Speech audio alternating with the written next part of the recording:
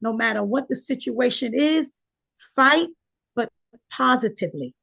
Avoid negative behavior, antics, avoid negative antics. Just be strong, be stern, realize who you are. You're watching the Spotlight Network, starring Hollywood's newsman, Logan Crawford. They now believe a single member. He works with TV and film legends. And now, Logan's shining the spotlight on the world's top emerging authors and creators. International were abducted. This is Spotlight with Logan Crawford, streaming on Roku, Apple TV, and Amazon Fire TV. I'm Logan Crawford, and right now on Spotlight, we're exploring a powerful book. It is called Racism Can Thrive If One Allows It. It is written by a terrific author. Her name is Doris Goodman. She has penned a powerful book that shines a light on humanity, equality, and the need for understanding across cultures. With personal stories and sharp insights, this work challenges readers to reflect on prejudice and recognize the value of every human life. It's a call to respect, empathy, and change, reminding us that bridging divides begins with each of us. We're delighted to have this very talented author join us here today on Spotlight, and we ask viewers like you to support authors like her by subscribing to our channel and by purchasing her amazing book. The links are below this interview. Doris, thank you so much for joining me here today. You're welcome. This is an important book that you've written. Why did you decide to write it? What was the inspiration behind Racism Can Thrive If One Allows It? Well, to tell you the truth, I was inspired because of things that happened to me in the past, things that we or the people are going through today in terms of equality and fairness. And, you know, it was just a drive in me, having notes and having experiences. I chose to gather and put it in a book form to show that something was needed to be, I guess, given to the public so they could see and feel how people of my caliber feel in terms of racism, in terms of having experiences that were good and bad, and having an opportunity to share with the public, letting them know that it hasn't been easy for certain groups of people. And it boils down to a lack of respect. It boils down to people not realizing the importance of showing love and compassion to others who are not like them. So I, using my experiences, then felt, hey, try put it in the form of a book. And I'm only one person, but it only takes one person for something to continue to grow. And we've been dealing with the subject for some time. And definitely, to tell you, it's a sign of today's times. Racism is still part of the problem. Yeah, so, absolutely. There you have it. So there you have it, you know? Yeah. Yeah. Your book's very effective because it blends personal experiences with broader issues and broader lessons. And I think that's effective. Racism is tough because sometimes it's hard to put your finger on it. You don't know why you didn't get admitted to that school. You don't know why you didn't get that job. So a lot of it is done by people pulling the strings, and you have the feeling of it that you're being discriminated against. It's hard to put your finger on it sometimes, right? Yes, it's in a clandestine manner, you know, you just don't know, but you feel something's not right. You can't explain it. But the book shows how the community that I grew up in, where the committee of all groups of people, Italians, Black, white, Hispanic, Russians, Jewish, Germans, that's where I came from, a community that showed the love. And then outside the community is where I really felt the racism. Yeah. What community was that? Where did you grow up? Williamsburg, Brooklyn, New York. New York Morgan Avenue. City tends to be a much more accepting, inclusive culture, don't you think? As opposed to maybe like Oh, Long yes. Island, which tends to be very segregated. Yes, yes, absolutely. Yeah. And, just being surrounded with people who were not like myself and my family, and knowing how they connected and shared food, shared ideas, shared love. It was like never seen before compared to where we are today. And as an adult, seeing the difference. Where in your life have you experienced the sting of racism? Um, at the age of 18, Morgan Avenue, Williamsburg, Brooklyn, there was no racism to my knowledge in that community. But there was a family, a landlady who rented to a Caucasian family, and that family was moving. So I thought, with my being 18, a young mother, my husband coming home from Vietnam, let me try to get that apartment. So when I approached the landlady, she said straight out, directly, I don't want to rent to Black people. And I'm 18. I could have taken it either way.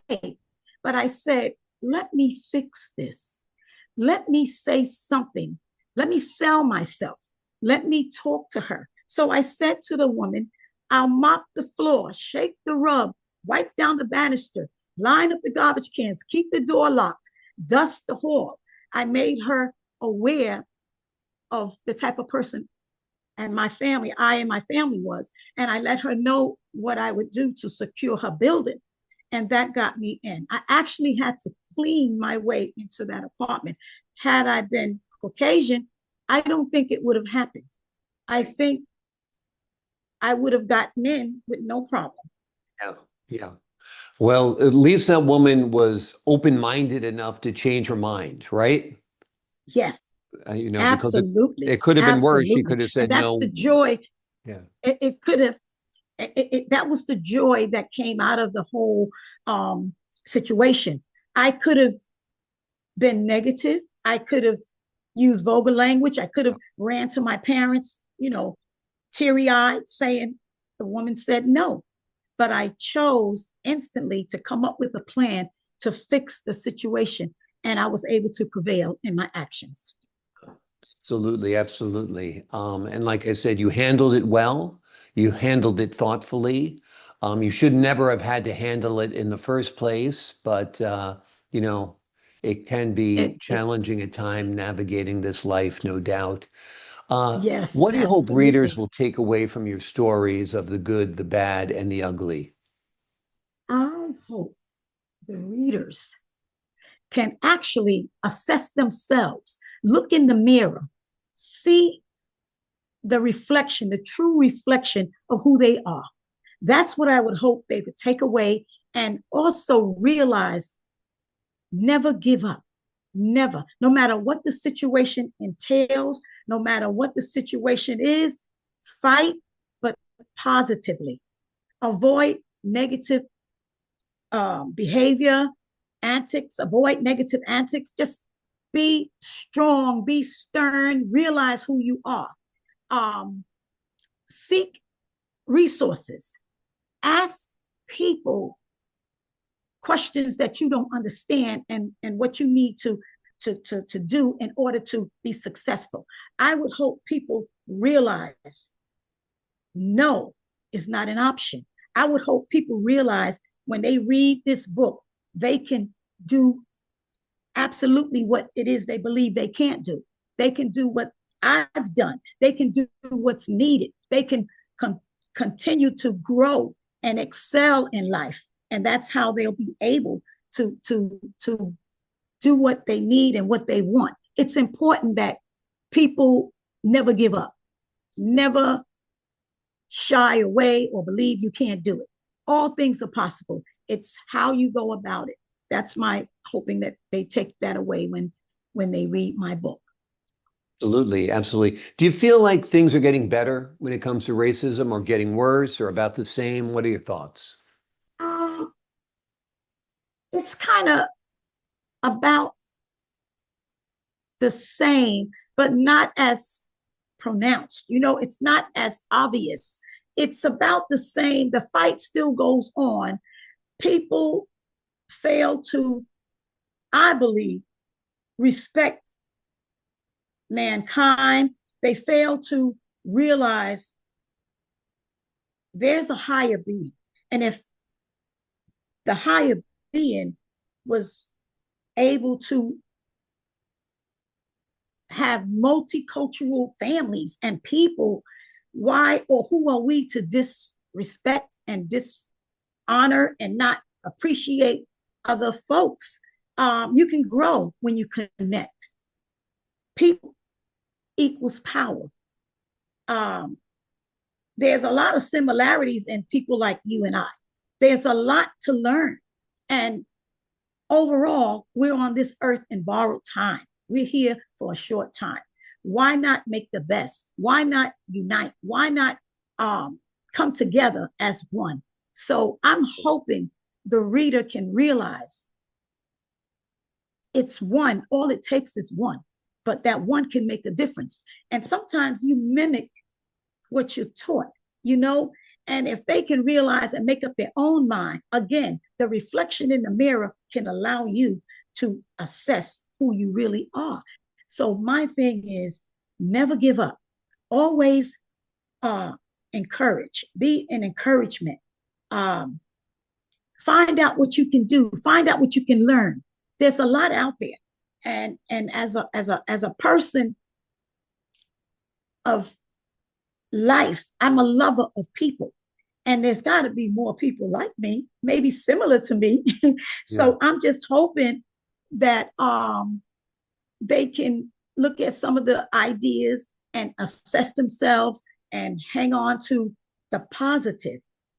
Avoid the negative antics. Avoid just thinking that it was just a read. It's a simple form, but it's clear.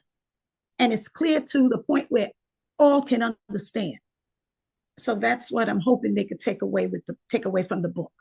We live in a culture of clickbait, where a lot of provocative statements are made online and in social media, often untrue, often distorted, often exaggerated. So you click on it and some company gets a fraction of a penny for every click. And they say the most awful, hateful things. And I think a lot of it is pitted at dividing us, don't you think?